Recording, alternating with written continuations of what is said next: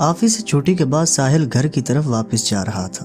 یہ رات کا وقت تھا، چاروں طرف اندھیرا تھا اور اس رات عجیب بات یہ ہوئی تھی کہ اچانک بہت تیز بارش شروع ہو گئی اور ساحل کو گھر جانے کے لیے کوئی ٹیکسی یا رکشہ نہ ملا۔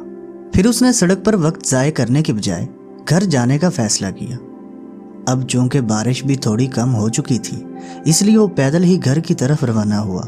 اس نے گھر جانے کے لیے شارٹ کٹ کچے راستے کا انتخاب کیا، جو کہ اکثر سنسان اور ویران رہتا تھا۔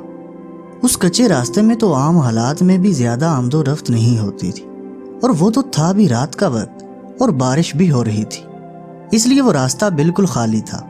ساحل تیزی سے قدم اٹھاتا گھر کی طرف جا رہا تھا۔ تیز تیز ہوائیں چل رہی تھی، بارش کی رفتار آہستہ آہستہ بڑھنے لگی۔ ساحل بارش سے بچنے کے لیے راستے پر موجود ایک درخت کے نیچے آ کھڑا ہوا، لیکن بارش نے یہاں بھی اس کا پیچھا نہ چھوڑا۔ پھر اچانک آسمان سے برف باری شروع ہو گئی۔ اب سچ میں ساحل کو گھبراہٹ ہونے لگی۔ بارش تو وہ جیسے کیسے برداشت کر ہی لیتا، لیکن برف باری سے کیسے خود کو بچاتا۔ ادھر ادھر دیکھتے ہوئے اچانک ساحل کی نظر سامنے ایک پرانے چھوٹے گھر پر پڑی۔ وہ گھر پرانا، کھنڈر اور خالی نظر آ رہا تھا۔ ساحل بنا کوئی وقت ضائع کیے اس گھر کی طرف چل پڑا اور بھاگتے ہوئے تیزی سے اس چھوٹے گھر کے اندر داخل ہو گیا، جو ہر طرح سے ٹوٹ پھوٹ کا شکار تھا۔ ساحل کے گھر کے اندر داخل ہوتے ہی پیچھے سے دروازہ بند ہو گیا۔ ساحل نے سوچا شاید تیز ہوا سے بند ہوا ہوگا۔ پھر ساحل ایک پرانے کمرے میں آیا۔ اس کمرے میں ایک پرانا بیڈ تھا اور کچھ ٹوٹی پھوٹی کرسیاں۔ ساحل نے کمرے میں پہنچ کر سکون کا سانس لیا۔ اب کم از کم یہاں بارش اور برف باری سے تو بچ سکتا تھا۔ ساحل کو اس کمرے میں ایک عجیب خوشبو کا احساس ہوا۔ بارش کی رفتار بڑھتی چلی جا رہی تھی۔ ساحل وہیں کمرے میں بیٹھا بارش ختم ہونے کا انتظار کر رہا تھا۔ ساحل کو اس کمرے میں بیٹھے ہوئے 10 منٹ کے قریب ہو گئے کہ اچانک ساحل کو ایک لڑکی کے ہنسنے کی آواز آئی۔ ساحل کافی حیران ہوا اور اس نے کھڑے ہو کر باہر دیکھا، لیکن باہر کوئی نہیں تھا۔ ہر طرف بارش اور پانی تھا۔ ساحل ایک بار پھر آ کر کمرے میں بیٹھ گیا۔ اسے اپنا وہم لگا۔ 2 منٹ بعد ساحل کو ایک لڑکی کے رونے کی آواز آئی، جیسے کوئی آہستہ آہستہ سسک رہا ہو۔ ساحل اٹھا اور ایک بار پھر باہر دیکھنے لگا، لیکن اب کی بار بھی باہر کوئی نہیں تھا۔ ساحل ایک بار پھر آ کر بیڈ پر بیٹھ گیا۔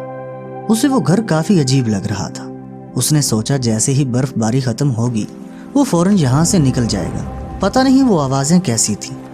پھر اچانک آسمانی بجلی چمکی، باہر گھر کے آنگن میں روشنی ہوئی اور اس روشنی میں ساحل نے دیکھا گھر کے بالکل آنگن میں ایک درخت کے نیچے بہت بڑی قبر تھی، جو کہ بہت پرانی معلوم ہو رہی تھی۔ ساحل نے حیران ہو کر اس قبر کو دیکھا۔ وہ قبر گھر کے آنگن میں کیوں تھی اور وہ کس کی قبر ہو سکتی تھی؟ ایک بے اختیار سی کیفیت میں ساحل کھڑا ہوا اور گھر کے آنگن میں موجود اس قبر کی طرف جانے لگا۔ قبر کے پاس پہنچ کر ساحل اس قبر کو غور سے دیکھنے لگا۔ اس قبر پر ایک تختی لگی تھی۔ وہ کسی لڑکی کی قبر تھی جس کا نام نشودرا تھا، اور وہ کوئی 100 سال پہلے مر گئی تھی۔ لیکن اتنی پرانی قبر اس گھر کے آنگن میں کیسے؟ اس قبر کے بالکل پاس ایک چراغ رکھا ہوا تھا اور ماچس بھی۔ ساحل نے سوچا کمرے میں اندھیرے پہ بیٹھنے کی بجائے بہتر ہے یہی چراغ کمرے میں لے جا کر روشنی کرے۔ یہی سوچ کر ساحل نے وہ چراغ قبر کے پاس سے اٹھائی اور اندر کمرے میں لے آیا۔ ساحل وہ چراغ جلانے ہی والا تھا کہ اچانک ساحل کو ایک لڑکی کی آواز سنائی دی۔ تم آ گئے، میں 20 سال سے تمہارا انتظار کر رہی تھی۔ ساحل نے گھبرا کر آواز کی طرف دیکھا، لیکن کمرے میں کوئی نہیں تھا۔ اب ساحل کو گھبراہٹ ہونے لگی۔ اس نے ماتھے سے پسینہ صاف کیا اور ڈرتے ہوئے ادھر ادھر دیکھنے لگا۔ بارش رک چکی تھی۔ ساحل نے سوچا اب گھر واپس چلتا ہوں۔ یہی سوچ کر وہ کمرے سے باہر نکلا۔ اچانک ساحل کو کسی لڑکی کے رونے کی آواز آئی۔ ساحل نے سامنے دیکھا تو جیسے پتھر ہو گیا۔ سامنے قبر کے پاس ایک خوبصورت دلہن ہاتھوں میں موم بتی لیے بیٹھی تھی۔ ساحل حیران ہو کر رک گیا۔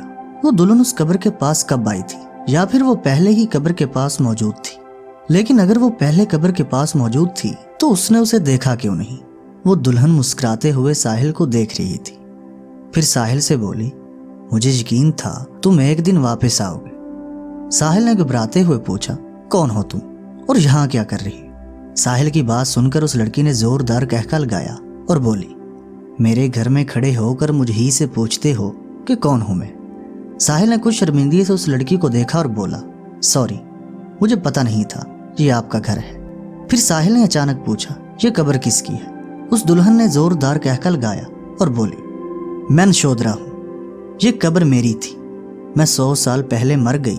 फिर एक चुड़ैल ने कहा, 100 साल बाद एक आदमी आएगा और वो इस कब्र के चिराग को ले जाएगा और तुम उससे शादी कर लेना, फिर तुम दोबारा जिंदा हो जाओगे। साहिल ने खौफनाक अंदाज में उस लड़की को देखा और घबराते हुए बोला, मुझे अब चलना चाहिए। ये कहकर साहिल बाहर की तरफ बढ़ा। जब उस लड़की ने कहा, 100 साल बाद इस घर में कोई आया है, अब तुम यहाँ से कभी बाहर नहीं निकल सकते। आहिस्ता आहिस्ता इस खूबसूरत दुल्हन की शक्ल तब्दील होने लगी। इसके बड़े बड़े दांत निकल आए। साहिल भागते हुए घर का दरवाजा खोलने लगा, लेकिन दरवाजा खुल ना सका। वो लड़की बाहर खड़ी हंसती हुई साहिल को देख रही थी। साहिल ने दीवार पर चढ़ने की कोशिश की, लेकिन दीवार पर हाथ रखते ही उसे करंट लगा। वो लड़की बोली, ये चुड़ैलों का घर है, अब तुम यहाँ से कभी बाहर नहीं निकल सकते। साहिल ने जैसे उसकी बात नहीं सुनी और वो इधर उधर भागता रहा ताकि उस घर से बाहर निकल सके, लेकिन इस घर से निकलने का कोई रास्ता नहीं था। फिर साहिल एक दूसरे कमरे में घुस गया और दरवाजा अंदर से बंद कर दिया। लेकिन इस कमरे में एक बहुत बड़ी बिल्ली थी जो बेड पर सो रही थी। वो बिल्ली साहिल को कमरे में देखते ही साहिल पर हमला करने लगी। साहिल जल्दी से दरवाजा खोलकर बाहर निकला। सामने वही दुल्हन खड़ी थी। उस दुल्हन ने साहिल से कहा, मुझसे शादी कर लो नहीं तो मर जाओगे। साहिल ने कहा, तुम एक चुड़ैल हो और मैं इंसान, हमारी शादी कभी नहीं हो सकती। वो चुड़ैल आगे बढ़ी और बोली, अगर तुमने मुझसे शादी नहीं की तो मर जाओगे। ये कहकर वो दुल्हन जो अब चुड़ैल बन चुकी थी आगे बढ़ी और साहिल पर हमला करने की कोशिश करने लगी, लेकिन साहिल वहां से भागा और वो चुड़ैल उसके पीछे भागने लगी। चुड़ैल कह रही थी, मुझसे शादी कर लो, मैंने तुम्हारा इतना इंतजार किया, आज तो मैं जाने नहीं दूंगी। साहिल भागता रहा। भागते भागते वो गारनुमा कमरे में दाखिल हुआ, लेकिन वो कमरा खत्म ही नहीं हो रहा था। वो भागता जा रहा था, लेकिन इस कमरे का कोई दरवाजा नहीं था। फिर एक खौफनाक तह खाने में पहुंच गया जहां हर तरफ खून की बदबू थी और खौफनाक खोपड़ियां पड़ी हुई थी। वो दुल्हन साहिल के पीछे पीछे कमरे में आई और बोली, जब तक तुम मुझसे शादी के लिए राजी नहीं होते तुम इस तहखाने में बंद रहोगे। ये कहकर वो दुल्हन वहां से चली गई।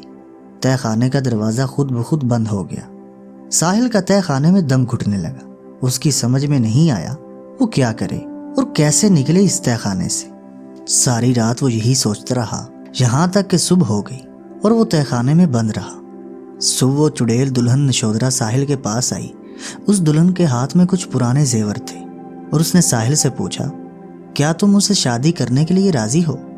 साहिल ने कहा, ऐसा कैसे हो सकता है, तुम एक रूह हो और मैं इंसान, हम दोनों की शादी कभी नहीं हो सकती, तुम प्लीज मुझे जाने दो।